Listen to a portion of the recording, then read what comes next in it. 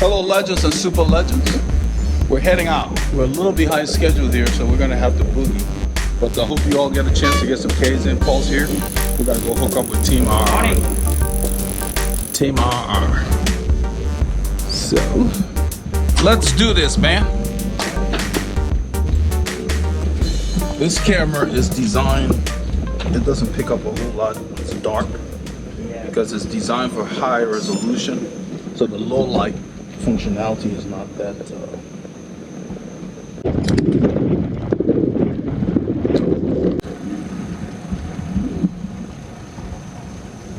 I found I can actually see with this light when it's steady. When it's blinking, I can't see the road.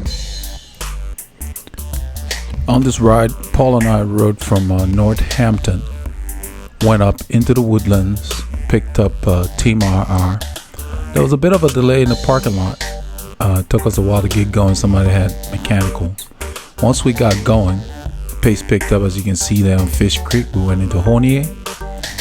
We ended up going through the forest after we got to Montgomery. We stopped at a store in Montgomery, then headed north. You can see here we entered the forest and it got pretty hot and heavy. We came back because we already had enough distance. The group split. A few guys went further out, but we headed back. We ended up doing about 128 kilometers on this ride. And because of the delay at the start, we really didn't want to go further. It just kind of ate into the day. But it was a very interesting ride. I hope you will enjoy the clips. Paul did a great job framing the clips today.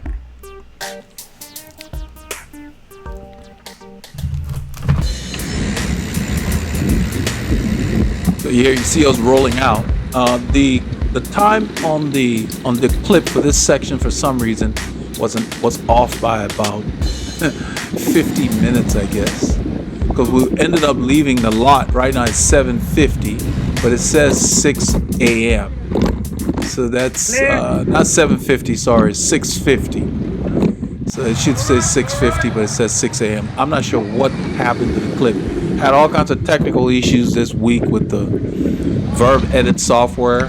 Apparently Google Maps now requires an API key, and for some reason those geniuses at Garmin have not developed one for their software. So I had no map to synchronize. So I relied on just the timing. I think Zeph or somebody had suggested that a long time ago. I set the clock on the camera like I always do. It gets you within 1/8 of a mile. It's not as accurate as using the map. So I kind of missed that, but hopefully it'll get it resolved. They claim to have a ticket out for it. You know, they should have been on top of it. Google announced in June that you would need an API key for their maps if you're using it with software. They just never developed one for their software. You know, I have an API key for the website I have, so it's not hard to do. Current room that we moved in is not as big. So anyway, just ignore the stats on this clip. It's just for a short while, and then it gets corrected. The second clip, the time is accurate and the stats are better. We're not riding at 18 kilometers an hour. We're probably doing 28 kilometers an hour. I'm in a big gear here on purpose. I did some workouts this week with larger gears, and it felt good, and I used that once we got that. I was already warmed up, but there was a delay in the parking lot because one of the guys, Randy, had a flat or something. And that's the thing with groups. If people don't maintain their bikes, it delays everybody. So really what ended up happening, you will see in a few kilometers, he ends up having another flat on the same wheel he was working on that took 20 minutes out of the group time in the parking lot. And so we ended up having, he just told us, yeah, you guys go. But yeah, so we ended up just leaving him. So he didn't get the ride. So you have to keep your bike maintained. Okay, you have to, if you're showing up at a ride with a flat, pulling the bike out of your car, that means you didn't check it on Thursday or Friday or Wednesday or whatever. I check my bikes every day. After this ride, when I get home, I hang my bike up immediately, check it so it's ready for Sunday. Whatever bike I'm going to use. That's what you got to do, because you'll end up missing out. There are a lot of groups won't wait; they'll just go. Like I've said in the other videos, people come out on Saturday to ride, so it's not fair to show up with issues. It's one thing if you get your bike ready and as you're rolling, you have a flat. That's different. But when you arrive with problems that you could have resolved earlier in the week, that's on you. So just keep that in mind.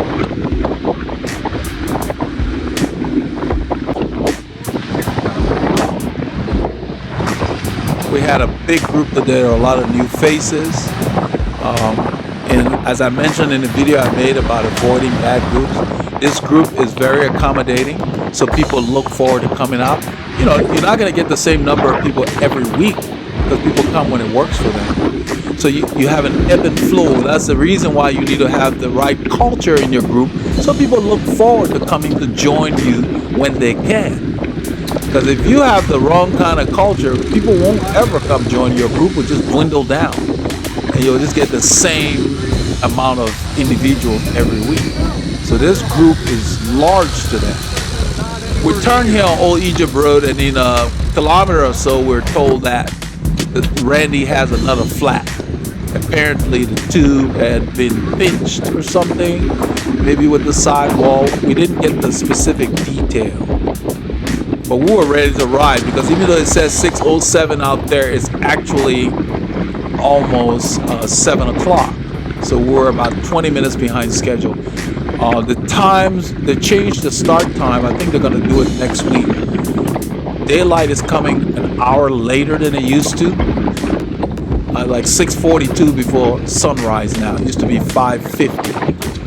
So they moved the time to 7 so that people who ride to the ride don't have to deal with the darkness. So they moved it up another 30 minutes. So we'll be leaving at 7, which is fine. I rode with them on Sunday after this ride. And what I did, I left at the same time from my home and I just rode longer and picked them up on the route.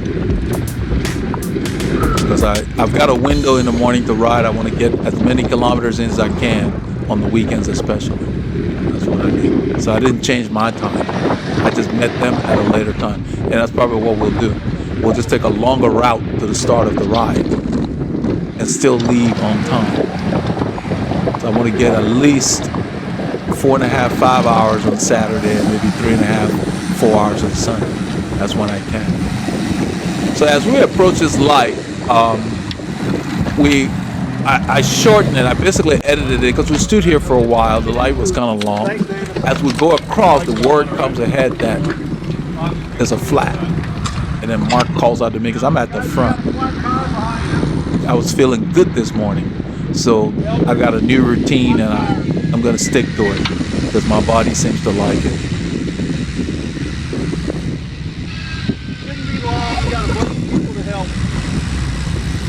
So we pull into this parking lot here, and we waited for quite a while. I think I edited it, and I suggested to Paul, because Paul had the camera. This is where the timing is correct. Now you see it says 7:02 on this clip. So that was just a glitch. I don't know what's going on. The verb edit software is just up and down. So we're waiting, we're chatting. That's Victor there, that's Mary on the right. I have quite a few new faces in the group.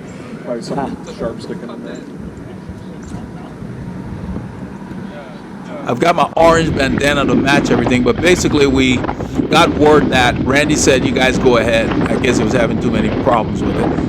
And so he ended up sorting it out later in the day. And so on Sunday, he was on the ride. Today, we rode this morning. I'm doing a narration in the afternoon here. And he was there and his bike was fine. So yeah, you got to keep your bike maintained so that when it's time to ride, you're not hung up with major stuff. That's the key. So right here, this part of the film here, I'm at the front. The group, after we waited for word on the flat, once we took off, we had a split. So there was a group ahead. I'm pulling right now. You see my orange jersey. I'm trying to keep it steady so we can kind of get like a train instead of jumping. There are guys ahead. I don't know if you guys can see them. They're right there. They're going downhill now, so you can. It's a traffic sign. But there are a few guys, 2 or 3 ahead. And so I'm pulling this group back to, I waited for this group. I was in between both groups as we hit the highway. And I just waited for these guys. I was feeling very strong this morning, and so I decided that I would expend the energy to close the gap to the group ahead, the few riders ahead. They just kind of trickled out, and they're up there, so they're probably doing about 35 kilometers an hour. We came down this hill at a good speed, and in a short while you will see that this group ends up splitting. Because I'm up ahead, Paul is behind Mary here with the camera, Paul Ilonga.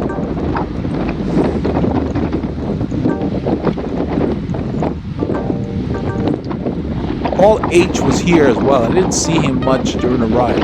We really rode hard on this ride. You can see there's a split, so Paul sees the split. We're up there, and he comes around these three riders. That's Alan right there on the right.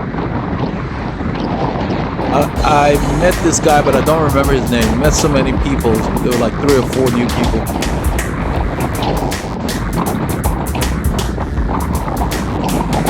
So Paul goes around them. The light's green up there. We've already caught the group up there because on the climb, on the downhill, we hit about 55 kilometers an hour. I was in like a 13 at the front, just pushing it to get us up here. I wanted to catch them before the rollers started. That's Victor here. I'm in front of Victor.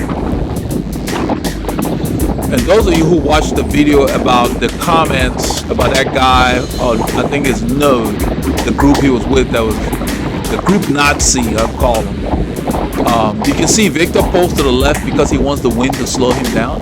And since we've caught up to these guys, he doesn't want to deal with the yo-yo of the pace line while he's on his bars. So he pulls to the left. I guess it would have upset the group Nazi. And you will see we soft pedal, we stop pedal. So the reason I made that video was everything they told that guy was wrong. It just goes against the natural flow of riding. I mean, I'm not sure why people go out of their way to teach people the wrong thing. I mean, it just didn't make any sense. You can see here, I'm not pedaling. It's like, if I need to stop pedaling, it doesn't mean that I will lose my ground. But when you're in the draft, you get sucked along. You have to soft pedal, you have to not pedal sometimes. You can see right here, I'm soft pedaling, just kind of slowly pedaling. How it affects the rider behind me makes no sense. That nonsense they told him. So I replied to some of the comments in there. I think for somebody I even said that it was just nonsense. That's how I classify it. It's nonsense. So that's why I say he needs to get it out of his database, scrub it clean, and start fresh.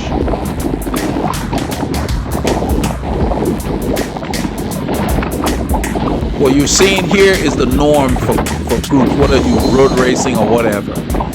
That's how you ride. You adapt. You adjust to what's happening. You don't expect everything to be perfect. There's no such thing. You need to slow down, you slow down. If it's too hard and there's a gap, the guy behind you, that's his responsibility to come around if you're struggling. A lot of riders will wave you through when they realize, I don't want to ride at this pace. But that's just a courtesy. They don't have to. So yeah, so you saw Mark in a little bit, Mark pulled out to the left to catch the wind to slow him down so he doesn't have to brake. I think it's better. That's the way we're taught. You use your brakes only when absolutely necessary. Brakes are a last resort. That's why people tell you slowing, stopping, to let you know what's happening. So there are no surprises. We're backing off the power here. I'm not sure why, but I'm soft pedaling. You can see, so the whole group, everybody's together. That's Victor on the side there because Victor wants to stay on his bars. So he's either going to be at the back of the group or off to the side there.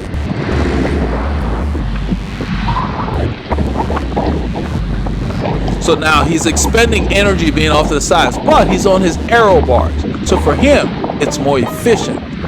That's the position, that's the kind of training he's doing. So for us who don't have aero bars, what I usually do is I sit in the wind more. And that's another thing that the group Nazi wouldn't like, because you're supposed to be directly behind the rider 12 inches apart, which makes no sense. If I feel like working hard, I sit in the wind more. That way you don't have to wait till you get up there. But the key is that if you're planning, if you're riding like right here, I know Victor's gonna attack you. Anytime the road goes up, Victor does intervals on the hills. That's his thing. Okay, so if you know that's gonna happen, the rest of the guys may decide to go with Victor when he does his intervals. That means the effort will go up. So if you know that, at this point in the ride, you sit in, you drink, you eat whatever you need to, but you sit in, you save your energy, and you wait till that point in the ride, especially if you're not one of the stronger riders. When they go, then you expend your energy so you can hold your position. That way you finish with your mates and they don't have to wait on you. You know, don't pull early and then when the guys drop the hammer, you have no answer. Save it.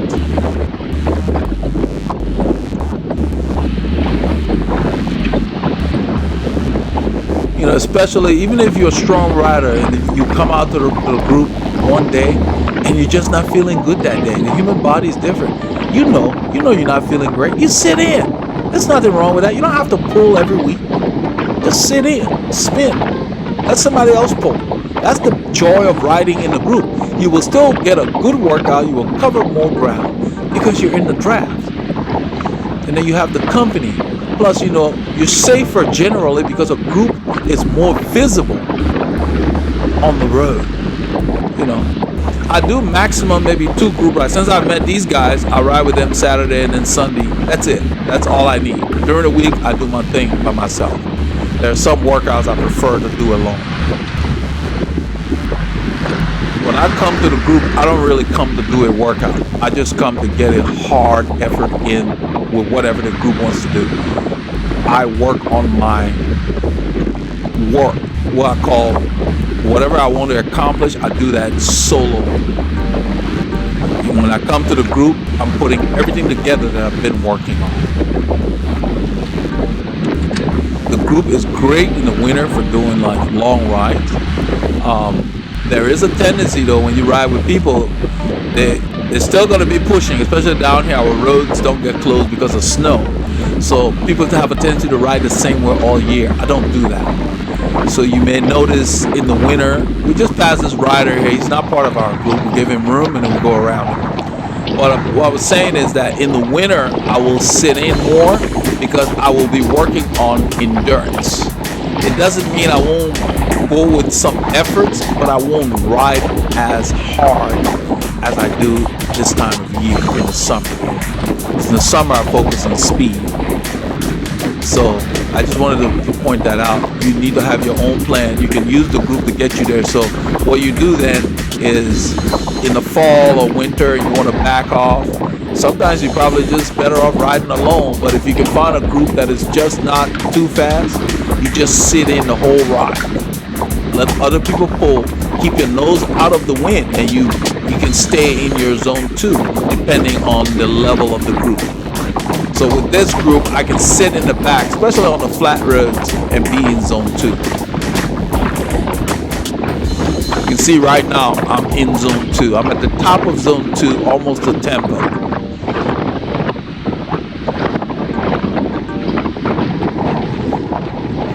Because if you just do the same thing all year round, you get burned out and it can get boring, get dull. I like to periodize things. This is a little grade here.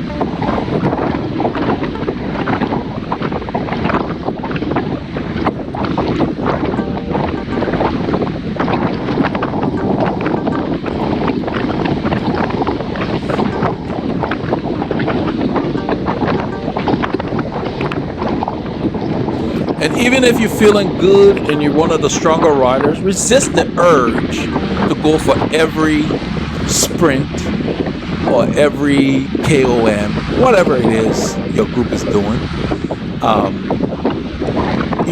So let's say you're the strongest guy and every time somebody goes, you win the sprint or you win the KOM after a while, it kind of gets a bit dull because let other people play. I don't know how to put that. You don't want to be the guy winning everything. You know, use your efforts differently. So if you want to ride, what you can do is to say, okay, I'm not going to sprint today. What I'm going to do is I'm going to chase back. I'm going to let them go, and I'm going to chase them down and catch them. That's another way you can do that, and you mix it up. So everybody gets their day in the sun. You know, don't always try to be the first guy, because it's not really a race. So just keep that in mind. And plus, the variety will be good for you, so that you're not just sprinting for everything. You're teaching your body to work harder, longer, for longer efforts. You know? And those are the things I do. I mean, you don't have to, but I'm just saying, it's not fun winning everything. It's just not. You know, so I think you learn more from losing than you do from winning.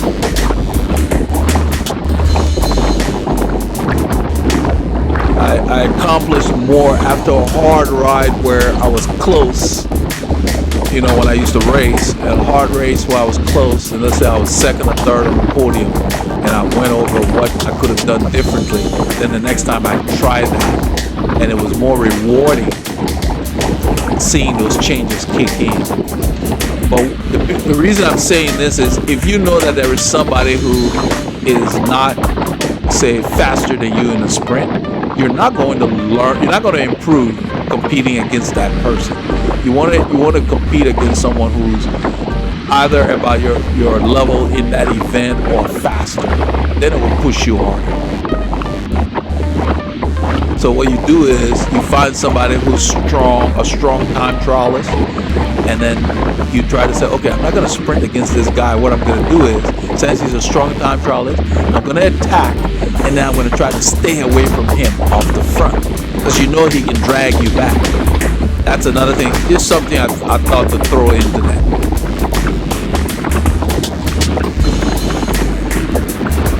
So I'm always changing what I do on every ride.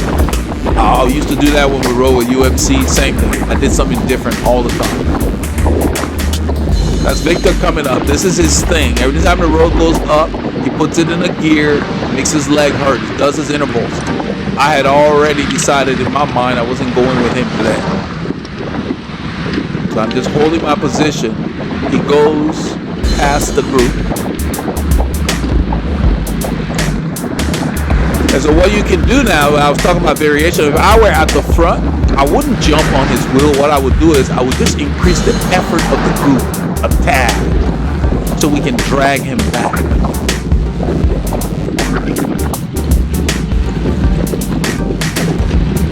And we end up dragging him back, because once he does his intervals, then he'll coast. He's right up there. But you know, that's something to keep in mind. You do something different, so you work with the group. You guys can work together and peg somebody backwards off the front. And then when you catch up to them, don't get behind their wheel. Whoever's at the front, once you catch the person, just keep moving. This is a train, and all of us working together, we're stronger than that one person. You know, within reason, depending on the level of the person. So that's the key. Don't catch up to them and then sit behind their wheel unless they're holding the speed you're holding.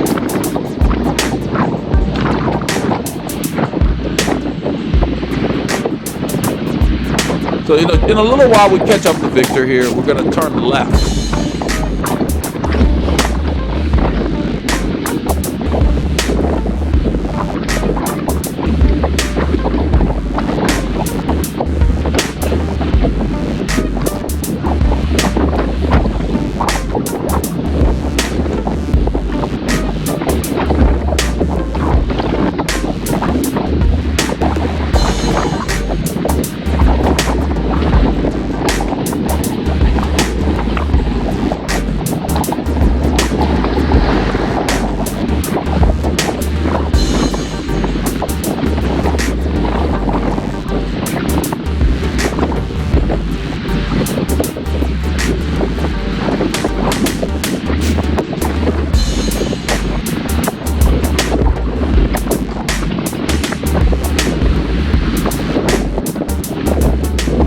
The left turn's coming up, but before we turn, there's a car coming the opposite way, and we don't have enough room, so we end up having to make sure we wait. Slow down. Paul tells us to slow down because he sees that car. Victor's turn is right there on the corner. So then we turn. There's a car, so you let people know, because some people will turn into that lane, that side of the road. Everybody turns differently in a group. Sometimes they cut the corner so they can get closer, especially people who may be struggling with the pace. So you always want to call that there's a car coming the opposite way to alert people.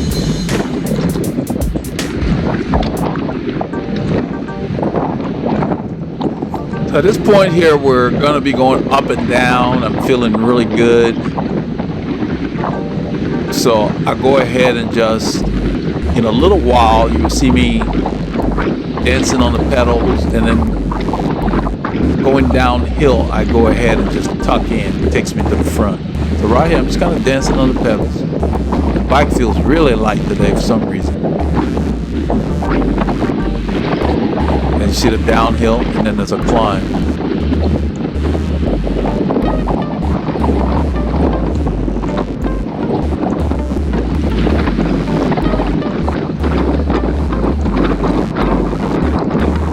I get into a top.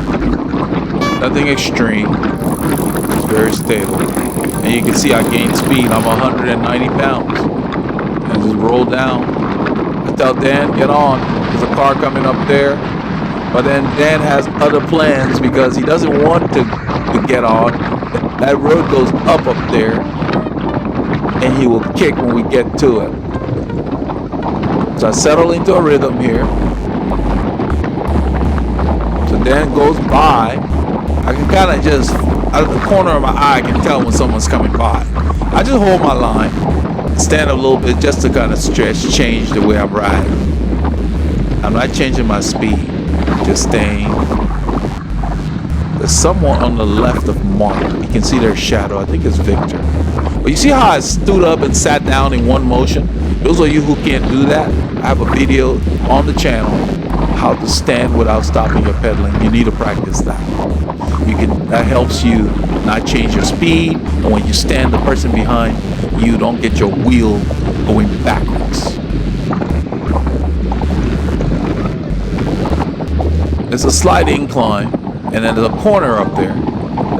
And I'm feeling good, so I just roll through. They're slowing down. I just go ahead and roll through. Usually there's a regrouping point here, and I think that's why Dan let off. But today, we didn't stop here.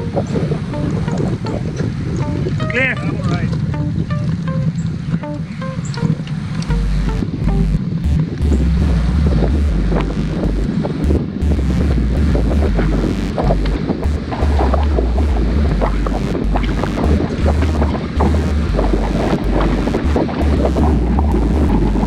All I'm doing is I'm keeping the pace steady at the bottom of zone 4. That's my goal anyway. And one thing about a group ride is if the pace you're holding is too slow, somebody will come around you.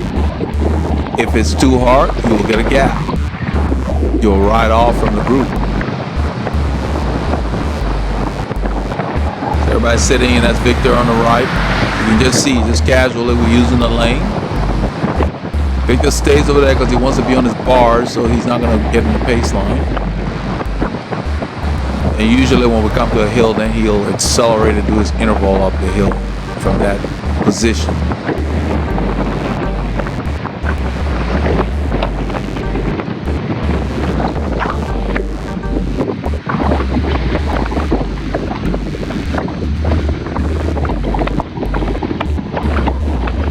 I like the clip-on bars that Victor uses on that bike.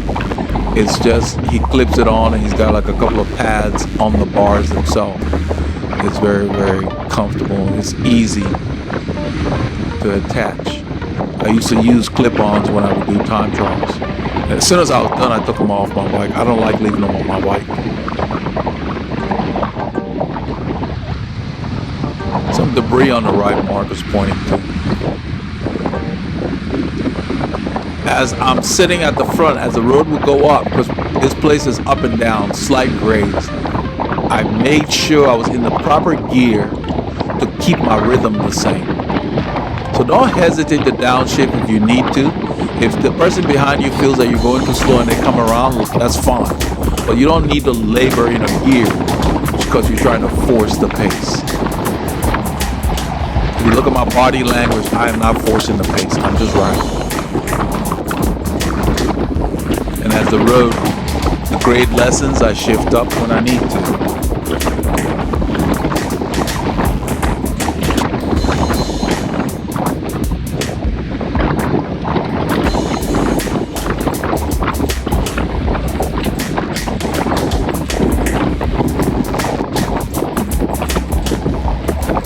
You see Mark is sitting to my left. That's because this way he can see, and I think we have the wind coming from the east, which is to our right.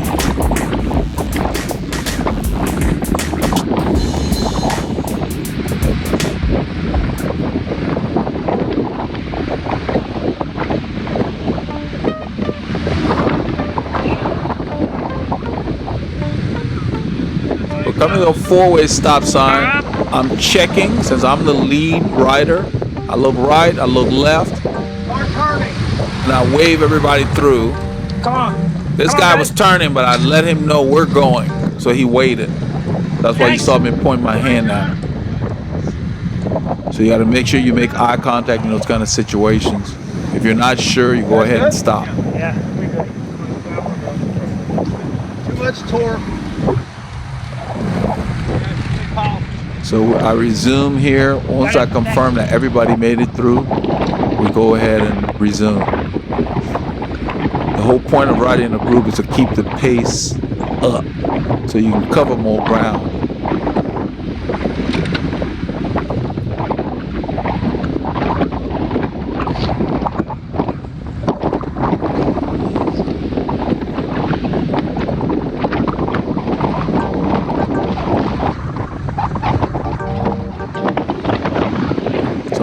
Dog was barking on us. So it's always the little dogs that think they're tough.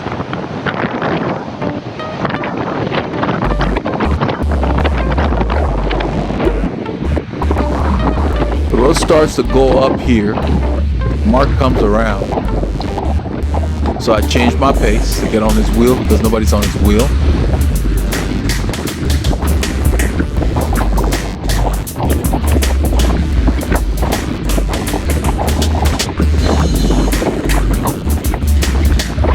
That's what I was talking about. If somebody doesn't like the pace you're doing, if it's too slow for them, they'll come around. Mark wanted to work hard on that hill. He comes around and slip on his wheel. Now Victor was at the back. You know how he likes to do intervals on the hill. So his interval brought him up here. And we're done with the hill. So he backs off. And we're going down this one. There's another one coming and we turn right at the top of that one. So even if you don't have mountains in your area, the gearing you use, we use large gears on these hills. 5319, 5321. I mean, you know, so if you're using a 75 or even an 80-inch gear on these little climbs, you'll get stronger. So don't worry about you not having mountains. You do enough of these climbs in a ride, you will get stronger. Or even into the wind. It's John on Victor's wheel. This road's not busy, so we're using the entire lane. And it's kind of a cycling route anyway. Every day of the week, cyclists are out here. So we turn right here on, I believe this is part of Raven Chapel. No, we got off of Raven Chapel.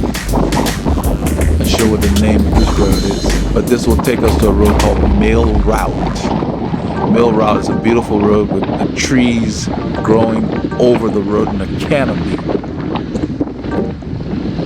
See people running.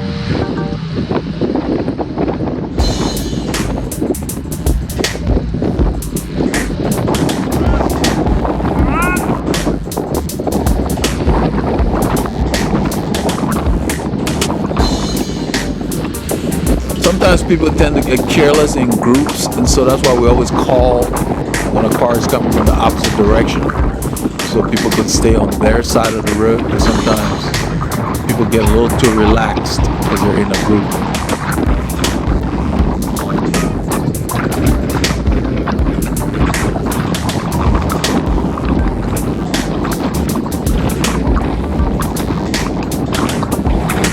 This road's a little chewed up, a lot of cracks, so I stayed to the left. It has the cleanest pavement, smoothest.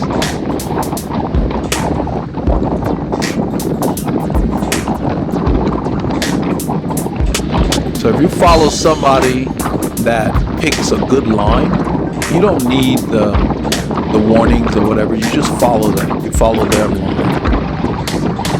That's why I mentioned in some of the other videos that don't ride your group into bad pavement, potholes, whatever. You gotta steer them away from it and or give the warning.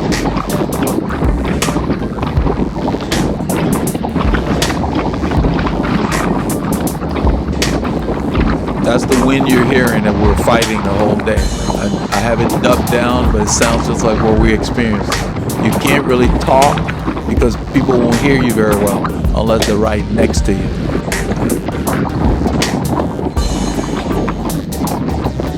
So we have these little hills, and then with the wind, yeah, you can get a good workout. We're turning left here. This is Mill Route. You see, I just tracked with Mark. I gave him a little bit of room just in case.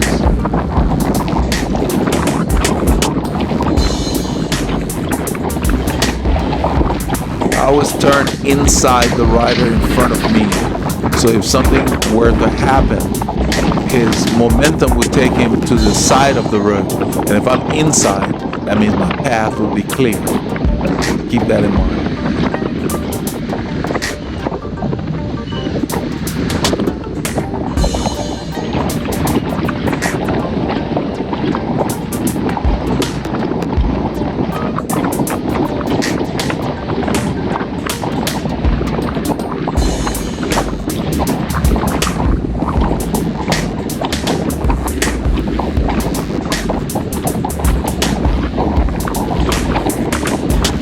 In a little while, the road goes up and Mark turns on the power, and what I do is I just downshift and use my cadence to stay with him, saving my legs, because I know we're going to go into the forest.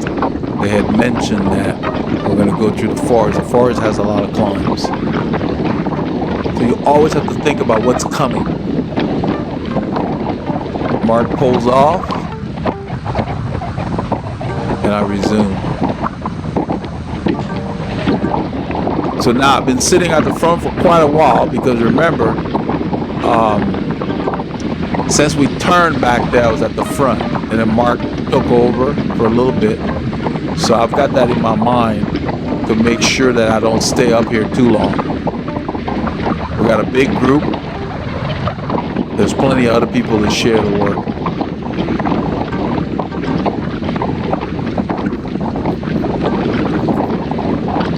So right here I stand.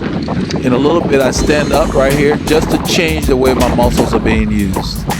I shift up 2 cogs and then stand. And you notice my wheel continued to move. I did not bother the rider behind me because I never stopped. So I pull off. I flicked my elbow, but the camera didn't catch it. So John takes off. And then I notice nobody's on his wheel, so I move over.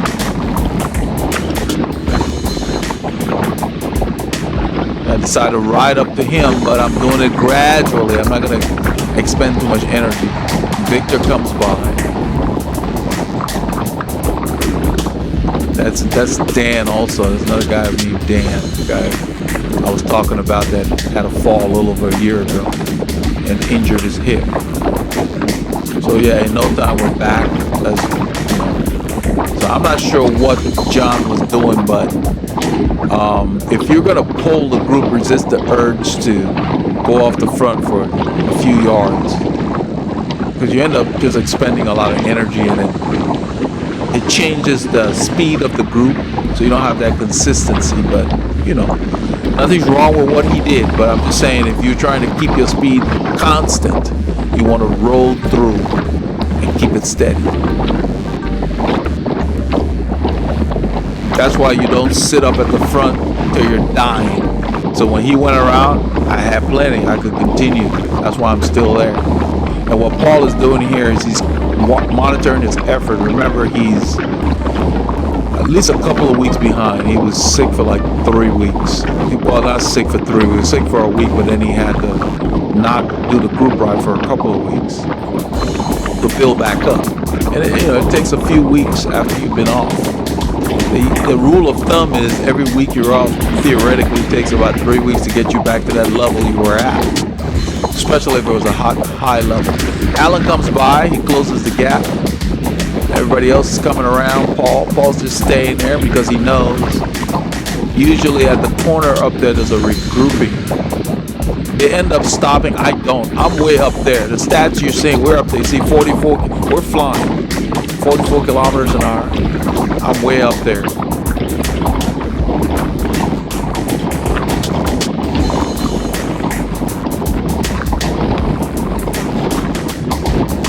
So what Paul is doing is he's saving his energy because he knows we're going to go in the forest.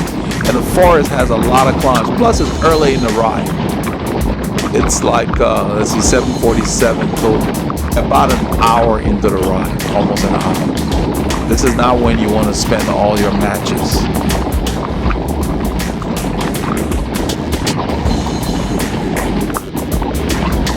I'm already on the highway, up the road with Alan. We're up ahead. We already turned right.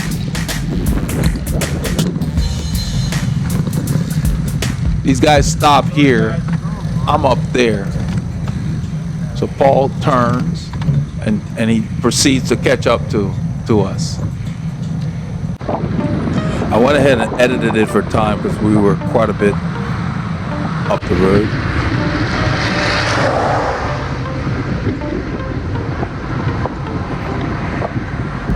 So we're up here just spinning. We didn't wait at that corner. What were we stopping for?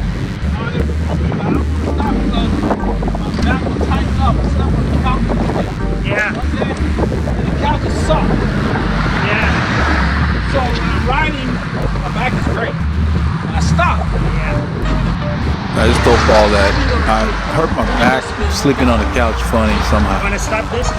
Like a crook in my back. And so I prefer to keep riding so my back doesn't tighten up. Yeah. Like the last part of the ride. So at this point here, we had turned the camera off, we turned it back on. This is after the stop, and we're headed north towards the forest. We're on 1097, I believe, the east side of 1097.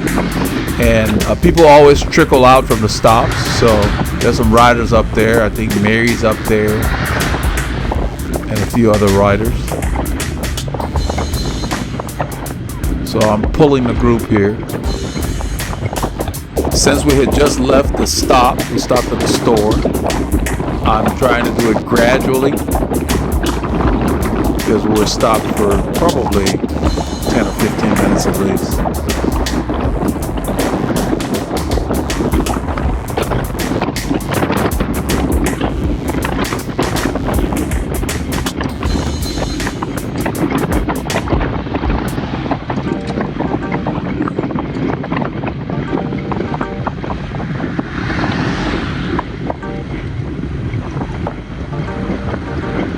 See the rider up there. I think that might be Mary. We're coming up on some riders up there.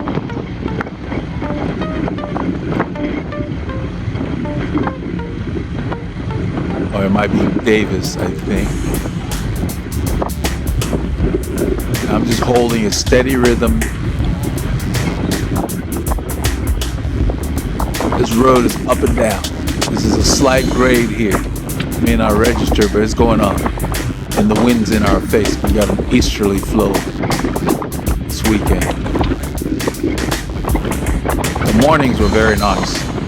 It heats up later in the afternoon. The morning weekend was nice.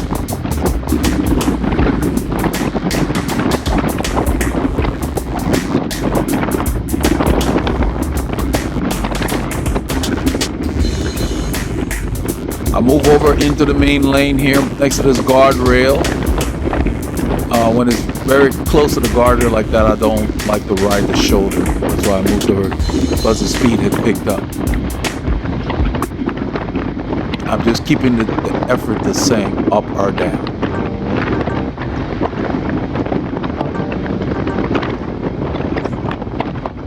I think that's Davis up here that we come up to. So I move left, I look for traffic. There's a car coming, so I slow down, and then I move left. I let her know we're here.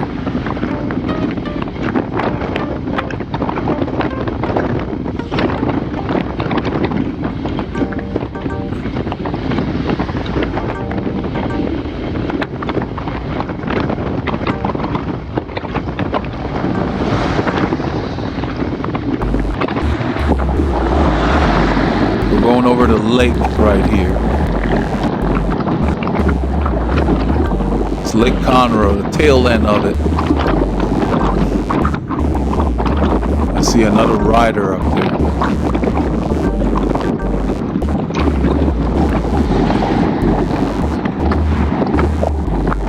This is what I try to pass on to people. It's kind of like, this is a pace I can hold all day. So a lot of times when you come up on riders, I mean on this ride it's not an issue because we're all riding together. But a lot of times in the subdivision, you'll be riding and you'll come up on somebody and then they change what they were doing to try to keep up with you. And they just end up messing up their whole ride because if that's not a pace you can sustain, it really throws off everything you're trying to do. So resist the urge to go around chasing people. Have a plan before you go out and stick to it. So that's Mary here.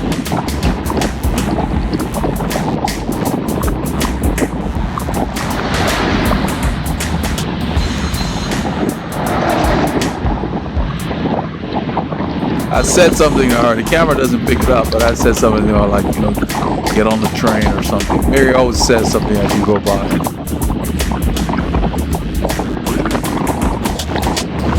This was one of the routes Paul and I had put together during the winter, so we're pretty familiar with the area.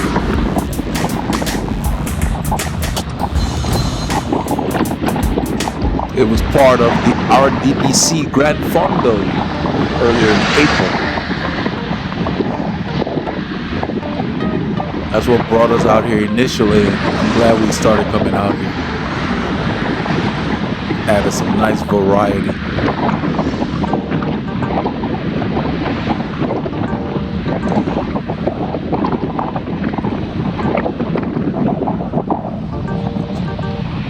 So now we can even ride from the house and do a 4-hour loop and include this part of town, which is way up north. So we've extended our range significantly.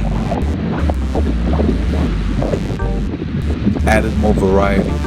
We're turning left here. This is Mount Pleasant Road. It goes into the forest. I'm letting everybody know there's a car and we're stopping for the car, and then I turn. As the leader, that's your responsibility. You're the eyes and ears. So I basically put my hand out and I verbally said we're stopping for the car. The car up, we're stopping. So these riders have been up the road. That's John and that's Paul H. I didn't get the name of that other guy. I think this gentleman up here, name is Chris. I try to get people's name and then try to, remember the face and the name. RGBC, it says you guys worked on the route? Yeah, this is the guy, Chris. He was one of the people that planned the routes for the RDBC. That's what we're talking about. Beautiful route. Only thing I would change, there was one part of the entree at lunch.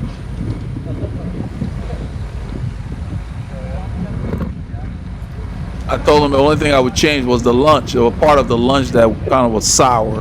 But what he explained is that the challenge was they got people finishing at 10:30 in the morning and people finishing at 3 and all of that. I think they just didn't store it very well. But other than that, I mean, Everybody it here? was well planned. The route was great. So we were basically making sure everybody's together. After the stop, people trickled out. And so now everybody's here for the forest. The Sam Houston National Forest is what we're going through, a part of it anyway, because it's a huge area. It might as well be a town. It covers a large area, it's all protected, you know.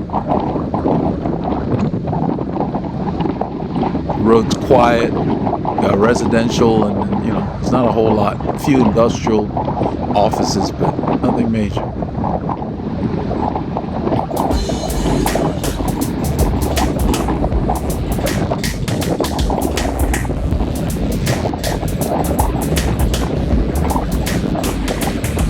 But Chris and I are still chatting.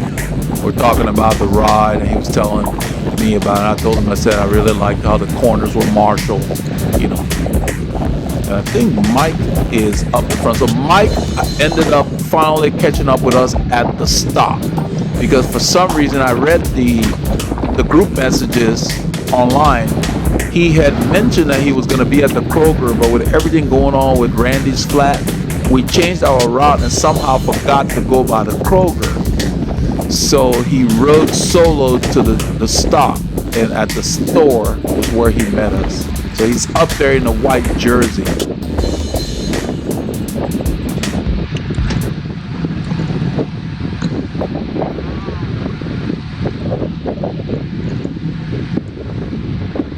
The road's going up. I know this forest has a lot of climbs up and down.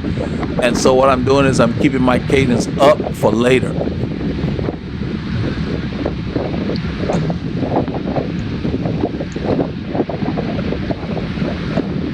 We're going up, and the wind's here. Even with the trees, you can hear it. So right here, somebody forces the pace. I don't know if it's Victor or if it's Mike. But once the road starts to go up, we're riding kind of hard here.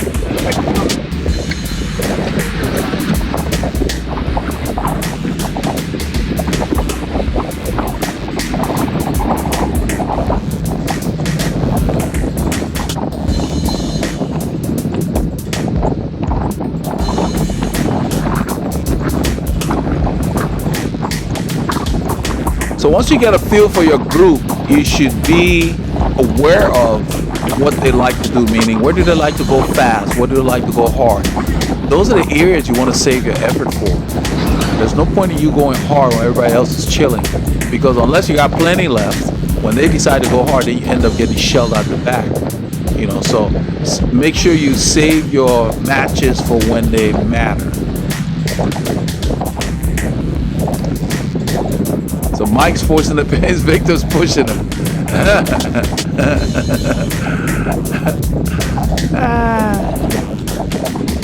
Guess he was slowing down, I don't know. Didn't feel like it to me, but I take a drink there.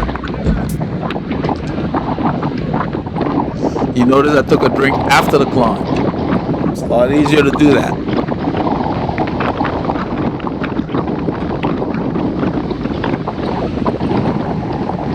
Pointing out obstacles, you know, the road's kind of chewed up on the right. It's still decent. There's a bad patch at close to the end. That's Mark. So Mark makes a move on the opposite lane. The road's kind of choppy here. It's chopped up. I move over and I spot a car, so I come back just to get around those obstacles. And right here, I go ahead and turn on the power. So I want to be up there. So even though I had pulled for a while, I was feeling so good this Saturday that it didn't matter. It's all those winter rides coming in. It's all in the bank. The consistency. So I ride up to the road's going up now. We just went through a downhill. It's going up. I make up more ground when the road goes up. You can see I'm up on them.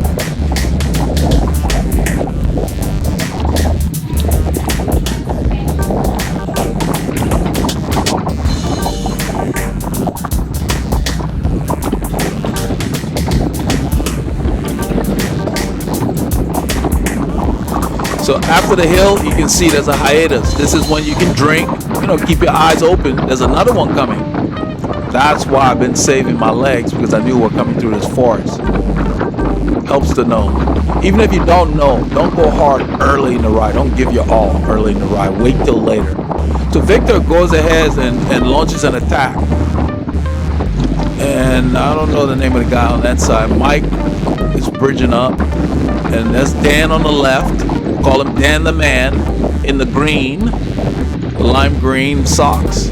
He gets up to Victor. Paul's right here behind Mike, and I'm on the left. I'm on Mike's left. I'm a little behind Paul. I'm behind Mark. The road's going up. You can see it.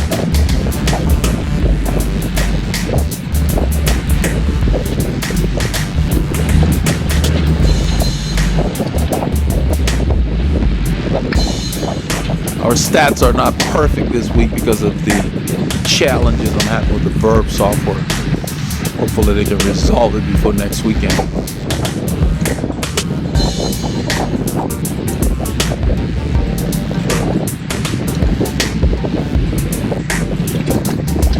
So right there, the power's off.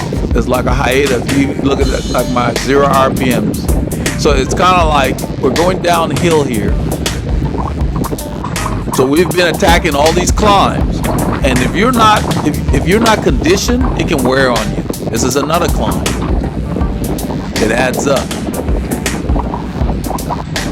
This is when you want to do your belly breathing and deep breathing so you can get oxygen to your muscles. Don't pant.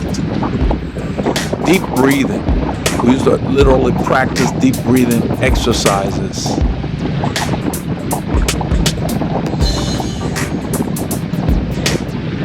You can see where the camera is. Everything's tight. That's what I was talking about. When it counts, it will be tight. When you're not going hard, there's no point in you following somebody too close. I'm on the left. I'm telling Paul that these guys are tempting me with all these attacks.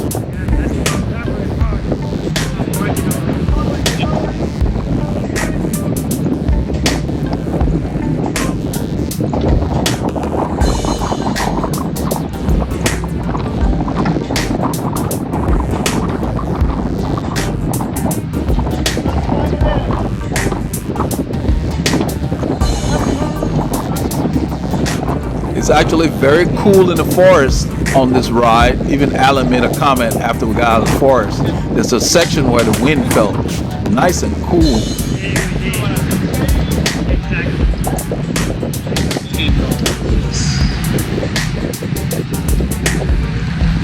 This is the section of the forest that Paul and I discovered in the winter, where there's some nice up and downs coming.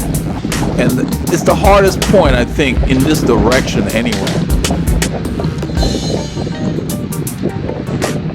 I like to go when it's really hard.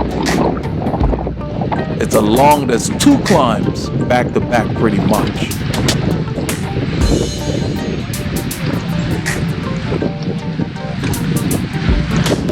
So we've been going hard the whole time here. This is another little rise. You can see somebody put the pressure on.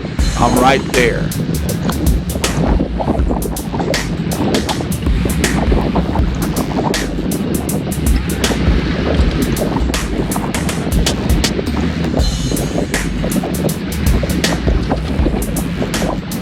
I can climb in the drops, but I prefer to climb on the hoods or on the tops. Sometimes I'll climb in the drops when I need more leverage.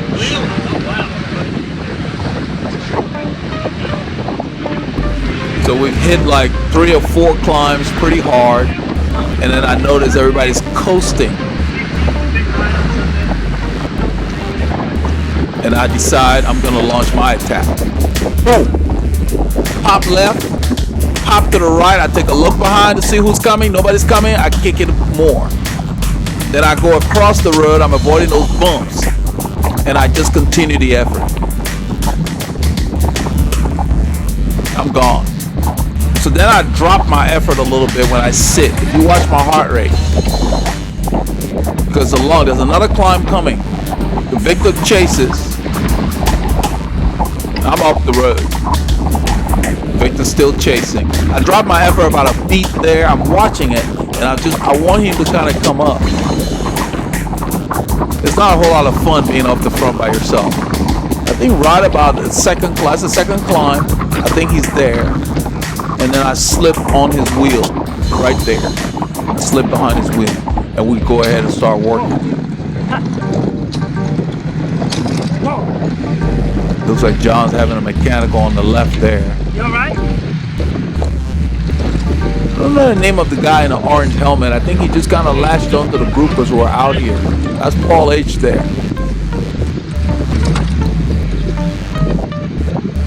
It's hard in the forest. That's why you see these guys. I mean, they're way behind. They're still climbing. We're done with these climbs. We're way up the road. The stats you're looking at, I'm sitting on Victor's wheel. And we're wrapping up the end of, we're going to be exiting the forest shortly after this effort. But we're way up the road. You can't see me. I'm not in camera range. Paul decided to just stay back because he had gone so hard earlier, and he was like, he wasn't feeling great. So he decided to stay within himself. At this point, my effort's coming down. That means we're backing off, because you can see my heart rate is below 170 now. We're still up ahead in front of those guys.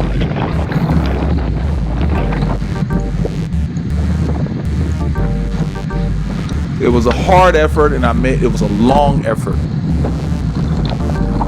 When I go hard, it's at least 45 seconds to a minute or so. It just opens up a gap quickly. And by going on the climb, anybody else that wants to go, they got to work just as hard or harder. I edited for time here because we were quite a ways up the road. Right about here is when Paul is catching up to me because I was waiting for him. We're going to go south. The rest of those guys are going to go north. The group splits. That's our hill. I was telling him that's our hill. We had taken a break there in the winter, and I remembered it. You I guys liked hammer it down, man. I said you guys went hard. Yeah, we hammered it. When you go hard on a hill, there's no drafting or anything. Whoever's coming, they got to work.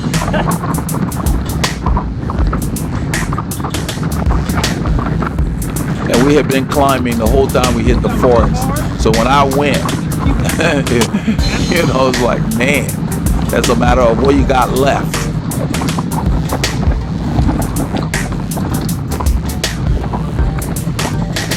It was a lot of fun. It's good, you know, like you played. So at this point here on this corner, we waited for Davis and Mary, and then we basically turned off the camera. We're gonna cut to where Davis, Mary, and myself and Paul and Alan were heading south. We're going back. We'd spent so much time in the parking lot, we didn't have any more time to go longer. So we headed south here. The group split up. The rest of those guys went north. We're south on, we're heading towards Montgomery. I pull out to the left there to just kind of work my legs. I think Davis was pulling, and I just told her, I said, I want to make my legs hurt. So my cadence is low on purpose. That's how you can ride with people who are not at your level. Use a larger gear, drop your cadence, make sure you don't have knee problems if you want to do that. So that way I got my workout. Just sounded like on-bike strength training. So I'm a little ahead, but I soft pedal. I'm just filming back here. I think Alan's telling Paul that his calves are tightening up, so he wanted Paul to get in front of him, but Paul said, I'm just staying back here to film.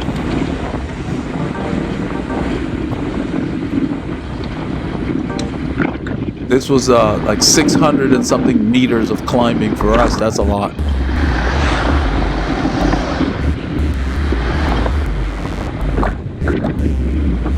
You can see how that orange stands out. So I've got the orange kit and the orange socks. very visible.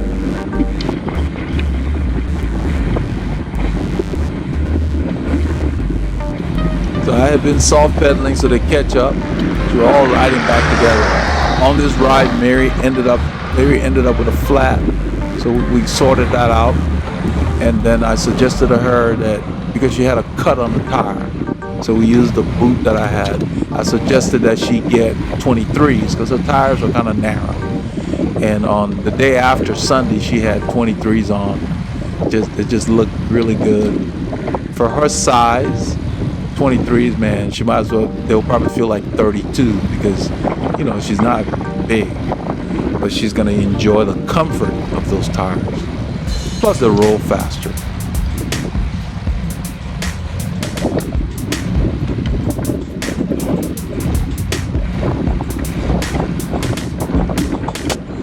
So even though we're headed south on this highway is not a slouch. The road goes up and down. They're avoiding the gravel on the right. I just rode by the white line. This is the park, Paul and I, West Montgomery Park on the right, that is sign. It's to the left. That's the road on the left goes into the park. Paul and I used to drive out here to start our rides.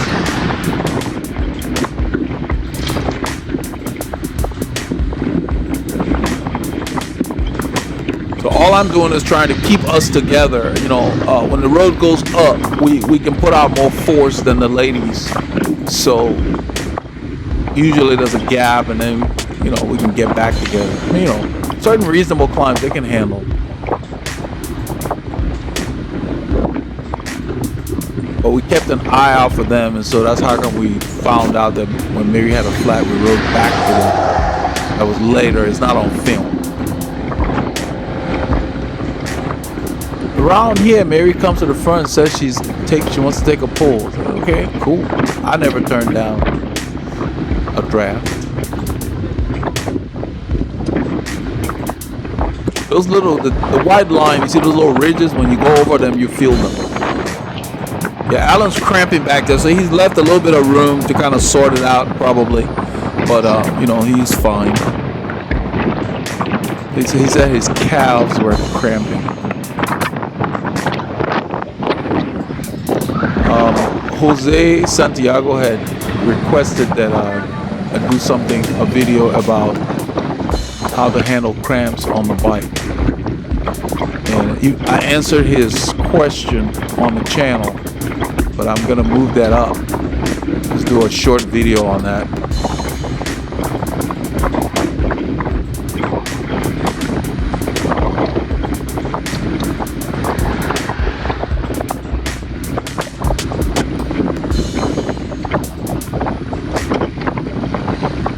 There's a lot of old wives' tale regarding cramping and some remedies and whatever. But it has been scientifically researched to where it debunks a lot of the myths.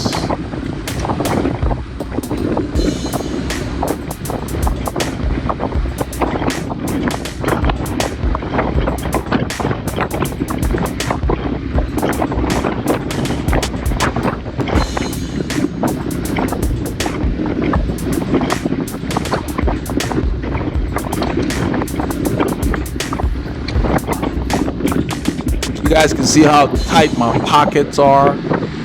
Tight in terms of what little I have in there. I moved to the left because these they look like ridges in the road. So when you go over them, they're mostly for cars. When they're leaving the lane, it wakes them up. There's gravel there. Mary's on the right of it, but I've been on this road before, and what happens is further down the road just narrows to where you have no pavement.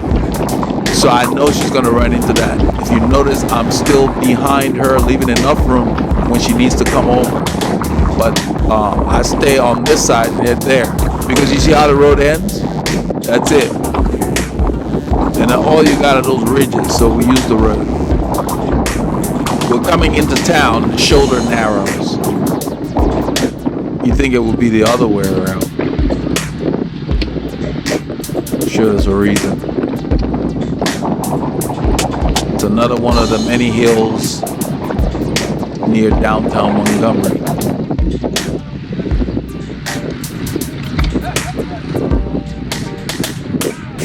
I'm using a large gear pusher.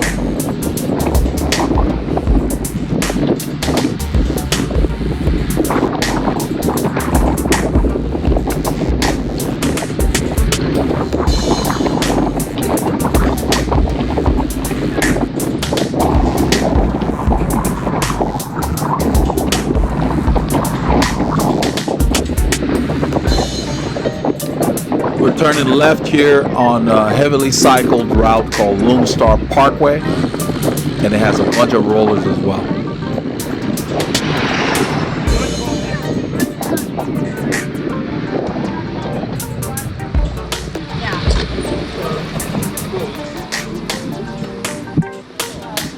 You see Davis has a chartreuse jersey, very visible. If you're going to wear black and black, then go with a very bright pair of socks. Don't do stealth, especially if you're riding solo. If you do black and black kit, do gloves that are bright, preferably, and then also socks that are bright, or even shoes that are light colored. And then it will really work with the contrast of your black and black kit. I have black and black, but I only wear that in the winter or the fall when it's cooler. Even though they say it's got cold black technology, I'm much trying to wear colors that are lighter. I want that sun reflected.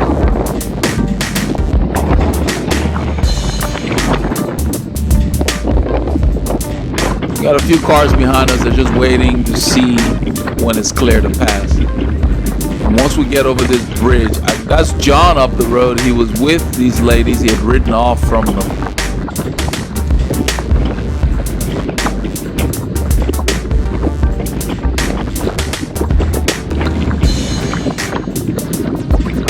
I have a bit of a shoulder. I just ride the white line here. The shoulder gets wider slightly, but I just ride the line. The road's going up and it's like 4%. I think one part of it gets to like 6%. It was very deceiving. You feel it more than see it.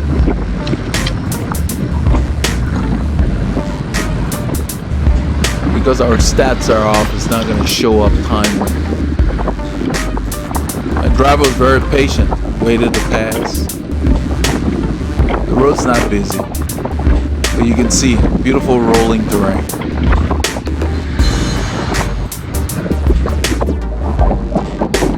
There's John up the road there. I ended up at the next intersection. He was waiting. I told him, just go ahead. You know.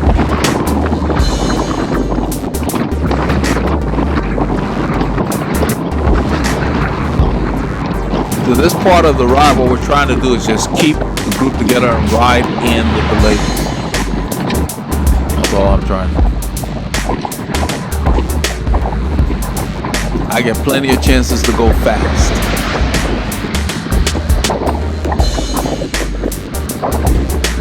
My weekday workouts are pretty hard, usually. So I don't mind going slower from time to time.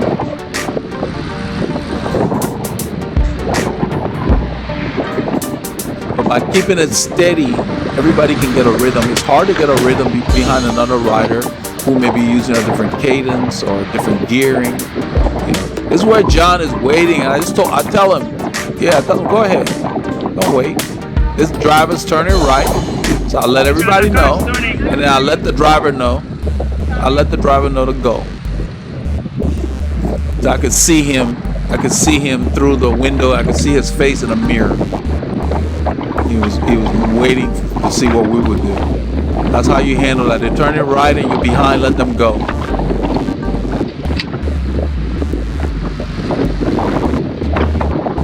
Just beautiful pavement here. Nicely paved. Looks new. Smooth.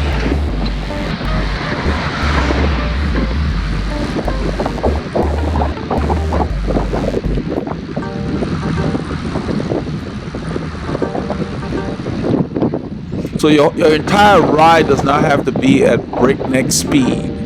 So you can see when we turn, we're still getting a workout. I'm still in the same, you can see 159, that's like the bottom of zone 4. And that's really similar to what we're doing with the other guys. The thing is, with the other guys, the pace was changing.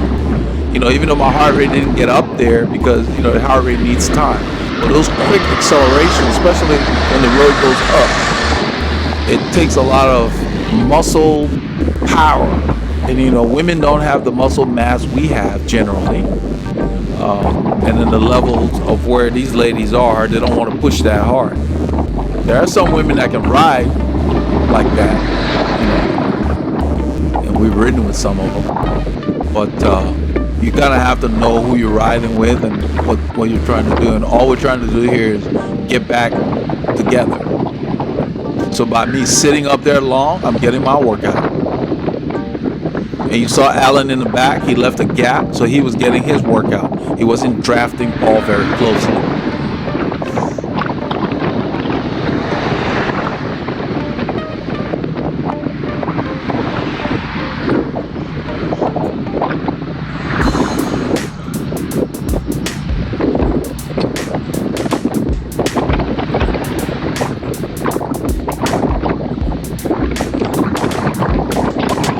Davis has just returned from a touring expedition in Colorado. I think she was there for about a week. She's touring by bicycle. That's the way to do it. If you're a cyclist, planning your vacation, it might as well be something that's linked to cycling, which is what you love. That's a true vacation. See Alan sitting back there, so he's working hard, so he's getting his workout. He doesn't have to drive closely. Mary's on his wheel. So everybody gets their workout.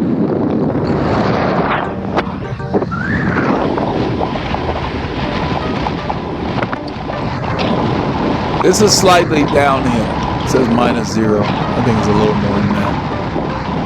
I'm just rolling the gear I'm in. You can see my heart rate has dropped, the effort has dropped. So I hope you all got a chance to get out this weekend. This is what we did on Saturday. You need to make sure if you weren't able to get out, go for a walk, get on your trainer, keep moving, stay active. Keep those doctors fired. Get your K's in.